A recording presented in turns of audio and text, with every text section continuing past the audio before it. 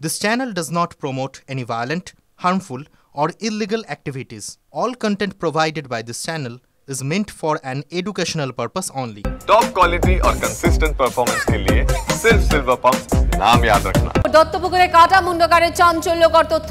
মূলত দুটি কারণে খুন করা হয় হযরতকে। প্রথমত চুরির 400 গ্রাম সোনার বকরা নিয়ে সংঘাত, দ্বিতীয়ত চুরির মাল বাংলাদেশে পাচারের লিঙ্কম্যানকে পুলিশের হাতে ধরিয়ে দিয়েছিল এই হযরত। দীপঙ্কর আমাদের সঙ্গে রয়েছেন, সরাসরি কথা বলবো দীপঙ্করের সঙ্গে। দীপঙ্কর, আর কি তথ্য পাচ্ছি আমরা?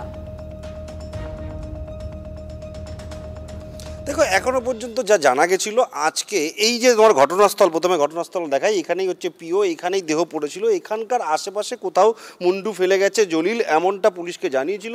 সেই তথ্য অনুযায়ী পুলিশের আজকে ঘটনাস্থলে আসার কথা ছিল এবং সন্ধান করার কথা ছিল, কিন্তু সেই তথ্য অনুযায়ী আসার পরেও কিন্তু ঘটনাস্থলে পুলিশকে দেখা যায়নি এবং অনুমান করা যাচ্ছে পুলিশ হয়তো আজকে এই মুন্ডু সন্ধানের কাজটা করবেন না, আরও কিছুটা সময় নিতে চাইছেন। কারণ স্নিফার ডগ এসে যেভাবে তারা ডুবুরি নামিয়ে সন্ধান করেছিলেন, তাতে না পাওয়াতে যে ফেস লসটা হয়েছে সেটা আর দ্বিতীয়বার করতে চাইছে না পুলিশ, সেই কারণেই কিন্তু আরও বেশি সতর্কতা নিচ্ছে। প্রসঙ্গত যে কথা তুমি বলছিলে যে 400 গ্রাম সোনা উদ্ধার, চুরি করেছিল তারা, সেই চুরি করা 400 গ্রাম সোনা তার ভাগের ম্যাক্সিমাম ভাগটাই নিয়ে নিয়েছিল হযরত লস্কর। তার জন্য তার প্রতি এই বাকি যে জলিল, ওয়াদুল্লাহ, এদের প্রত্যেকের রাগ ছিল এবং এর সঙ্গে চুরি করে তারা পালিয়ে যেত বাংলাদেশে পালিয়ে যাওয়ার জন্য লিঙ্কম্যানের কাজ করে দিত কে, বিএসএফ নামে একটি যুবক, যে বিএসএফকে ম্যানেজ করতো বলে তার নাম বিএসএফ, তাকে আবার গ্রেপ্তার করিয়ে দিয়েছিল এই হযরত। ফলত এই দুটো কারণে তার উপরে রাগ ছিল এবং সেই কারণেই তাকে খুন করা হয়েছে, এমনটা পুলিশ প্রাথমিকভাবে জানতে পারছে।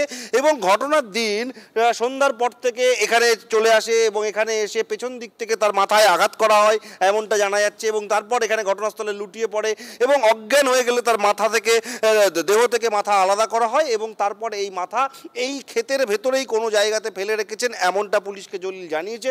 পুলিশ সূত্রে সেইটুকু আমরা জানতে পারছি, কিন্তু এই ক্ষেতে কোথায় লুকিয়ে রেখেছে এখনো পর্যন্ত কোনো গন্ধ পাননি স্থানীয় মানুষজন। তাহলে কি মাটি খুঁড়ে মাটির তলায় পুঁতে দিয়েছিল, নাকি অন্যত্র কোথাও নিয়ে রেখেছে, এই সমস্ত বিষয়ের সন্ধান পুলিশ করতে শুরু করেছে। দীপঙ্কর, আপাতত ধন্যবাদ তোমাকে।